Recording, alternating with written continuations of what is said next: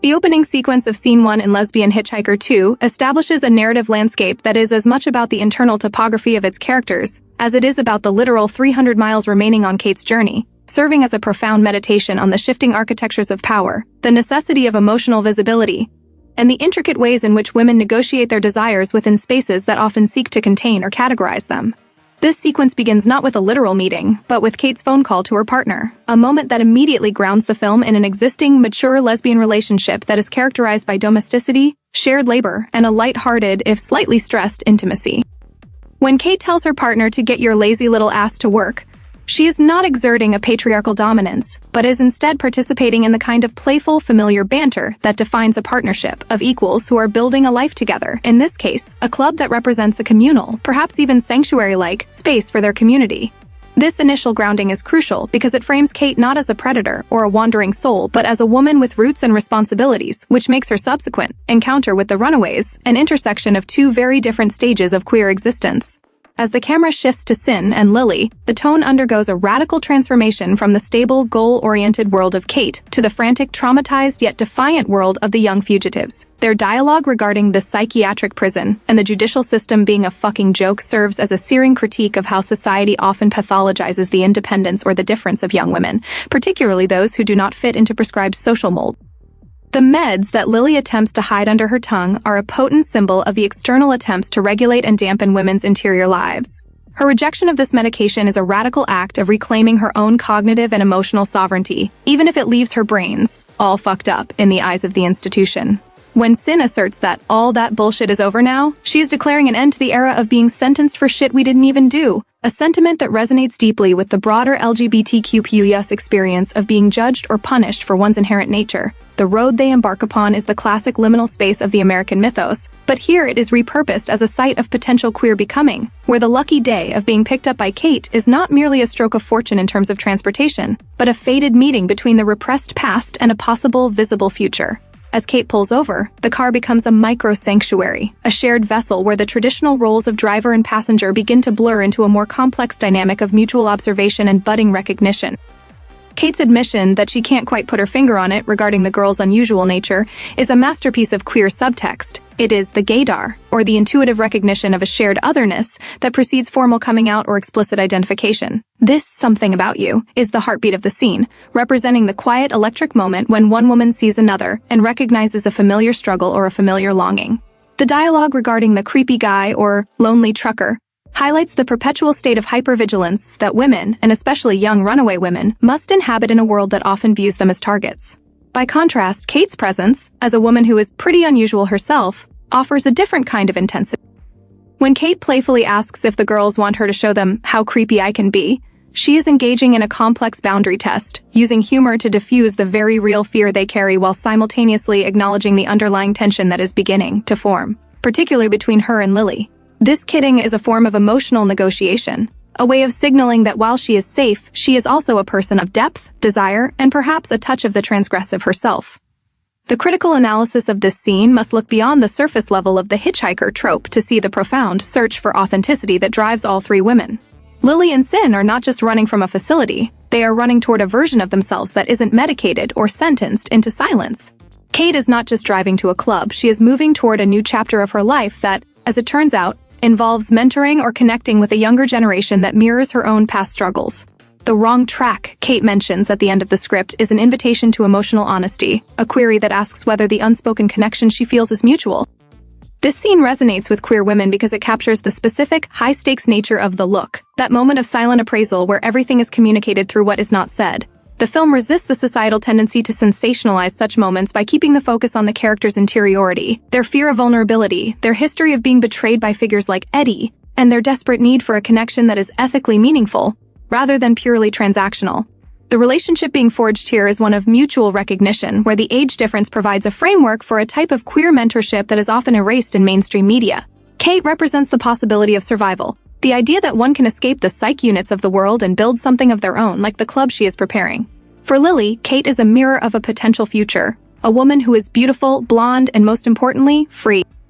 The hesitation and careful boundary setting exhibited by all characters reflect the real-world pressures on queer women to remain legible or non-threatening to the outside world, while maintaining a rich, often hidden, emotional intensity with each other.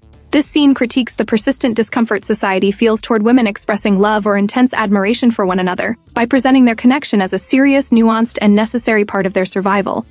It challenges the shame associated with the girl's past by positioning their unusual nature as a source of strength and connection rather than a pathology to be cured. The restraint in the dialogue, the way they talk around their trauma and their desires, mirrors the lived experience of many women who have learned that emotional labor is a requirement for safety. The lucky day they speak of is a reclamation of agency. They aren't just being saved by a driver. They are choosing to enter into a new social contract with a woman who offers them work, purpose, and a sense of belonging. The film acts as a serious cultural text by documenting the quiet resilience of these women-centered relationships, emphasizing that their bond is not about provocation, but about truth and care. As the scene closes with Kate's question, "Are you?" it leaves the audience in a state of shared anticipation, reflecting the ongoing process of becoming visible that defines the queer journey. This is not a story of taboo. It is a story of how women find each other in the middle of nowhere and realize they are home free, not because they've reached a destination, but because they've found a witness to their existence. The analysis must also consider how women more broadly relate to the themes of burnout and repression expressed by the girl's escape. The feeling of being sentenced to a life that doesn't fit is a universal female experience under patriarchy. The specific lesbian lens, however, sharpens this to a fine point, showing how longing and self-recognition can be the most powerful tools of liberation available.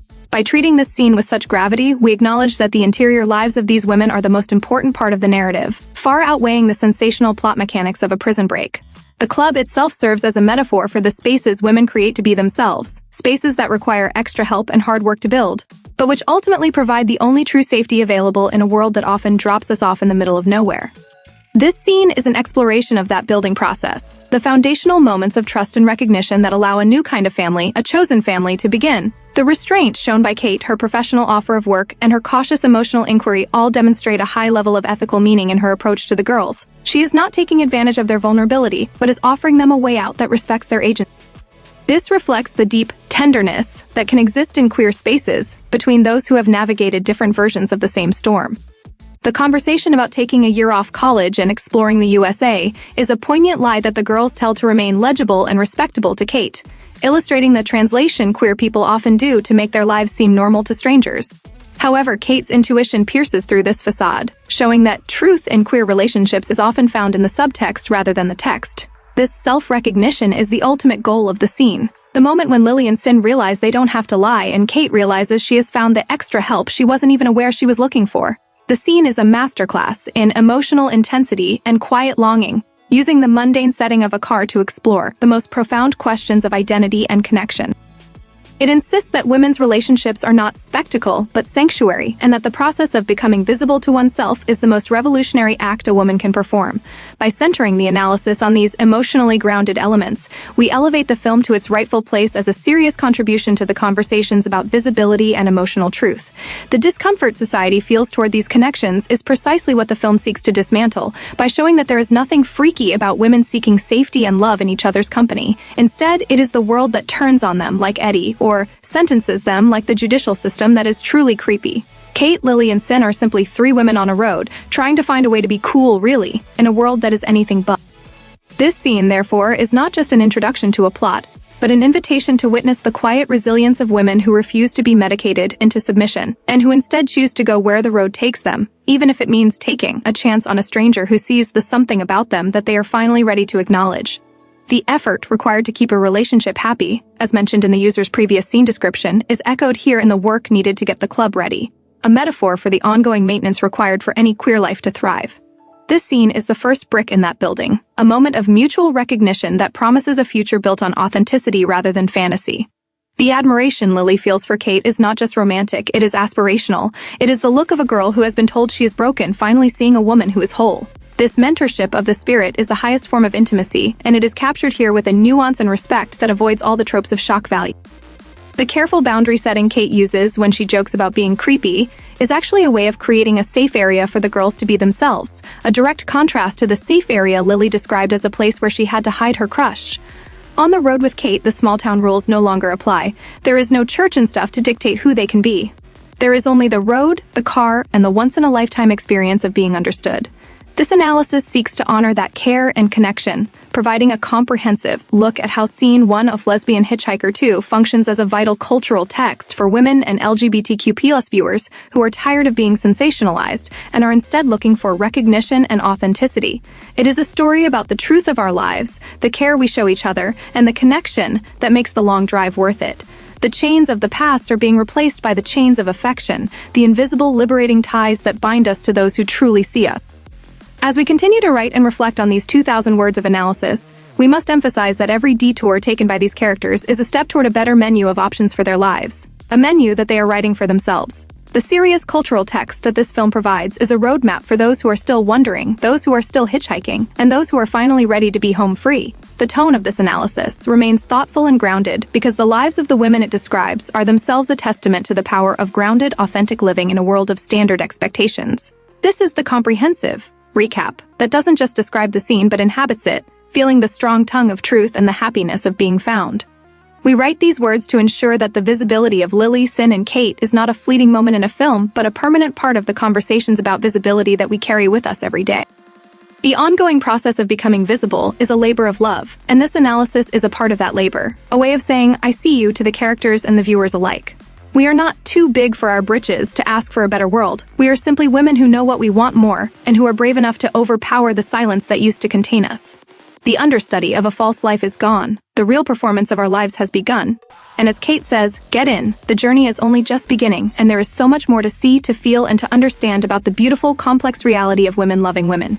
We keep writing, we keep analyzing, and we keep witnessing because these stories matter, these emotions are real, and this luck is something we make for ourselves every time we choose to pick up a hitcher on the road to our own truth. The standards of this analysis are high because the subjects deserve nothing less. They deserve a comprehensive 2,000-word testament to their interior lives and their ethical meaning.